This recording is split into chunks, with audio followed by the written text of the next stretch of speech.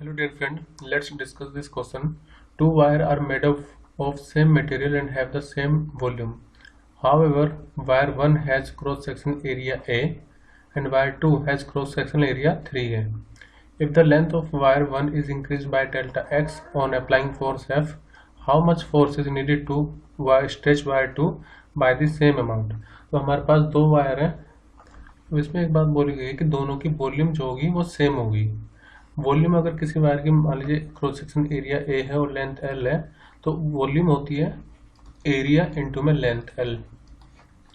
Since दोनों की volume यहाँ पर सेम है तो हम V1 इक्वल टू लिख सकते हैं V2 के। और ये बोला गया है कि अगर इसका एरिया ए है तो इसका एरिया उसके 3 गुना है। तो अगर हम यहाँ से लेंथ फाइंड कर सकते हैं, लेंथ में दोनों में क्या रिलेशन है। लेट इसकी लेंथ अगर एल है तो इसकी लेंथ कितनी होगी, मैं इसको L2 बोल रहा हूँ। तो L2 में फाइंड करना है L1 के टर्म में। लेट ये सब टर्म 1 ले लेते हैं इसको। तो volume equal to A1 L1 equal होगा A2 L2 के। तो L2 यहाँ से हम डिटरमाइन कर सकते हैं। L2 क्यों निकालना पड़ रहा है मैं आपको बताऊंगा आगे। तो L2 इक्वल टू हो जाएगा A1 अपॉन में A2 इंटू में L1। अब हमें गिवन है कि जो A2 है वो 3 टाइम्स है A1 के, 3 गुना है। So we can write it here A2 upon, हमें तो A1 अपॉन A2 चाहिए तो वो कितना हो जाएगा 1 अपॉन में 3 L1। इसका मतलब जो लेंथ सेकंड है वो 1/3 है L1 के।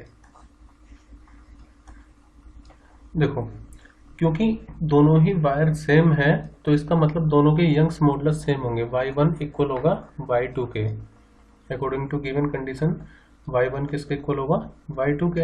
अब यंग्स मॉडुलस का फॉर्मूला होता है फोर्स अपॉन में एरिया अपॉन में change in length into L, या फिर स्ट्रेस अपॉन स्ट्रेन भी लिख सकते हैं। तो ये हो जाएगा FL अपॉन में A डेल्टा L।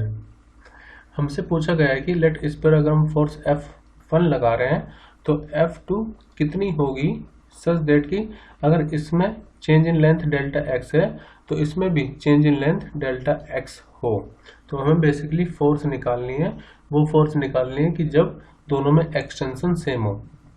तो हम इसी रिलेशन से निकाल पाएंगे क्योंकि हमें गिवन कंडीशन है कि दोनों सेम मटेरियल है। तो y1 इक्वल होगा y2 के।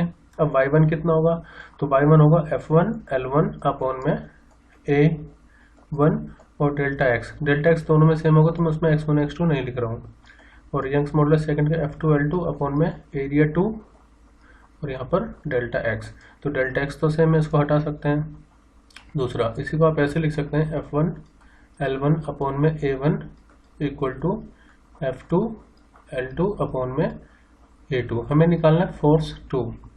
अब देखो F1 L1 अपॉन में A1 इक्वल टू F, हमें पता है L2 की वैल्यू कितनी है L1 अपॉन 3 और A2 की वैल्यू कितनी है A2 equal to 3 times of A1। तो A1 से A1 कैंसिल, L1 से L1 कैंसिल, तो हम लिख सकते हैं ये हमारा F2 है। देखो ये 3 इंटू 3 F1 इक्वल टू कितना आ जाएगा F अपॉन में 3 इंटू 3 मतलब 9। हमें तो F2 चाहिए तो F2 कितना हो जाएगा 9 टाइम्स ऑफ F1। इसका मतलब ये हुआ कि दोनों, अगर मान लीजिए दोनों सेम मटेरियल है और दोनों में आपको सेम एक्सटेंशन चाहिए तो इस वाले वायर में जो सेकंड वाले वायर है उसमें आपको 9 टाइम्स ज़्यादा फोर्स अप्लाई करनी पड़ेगी। तो करेक्ट आंसर होगा ऑप्शन सी 9F।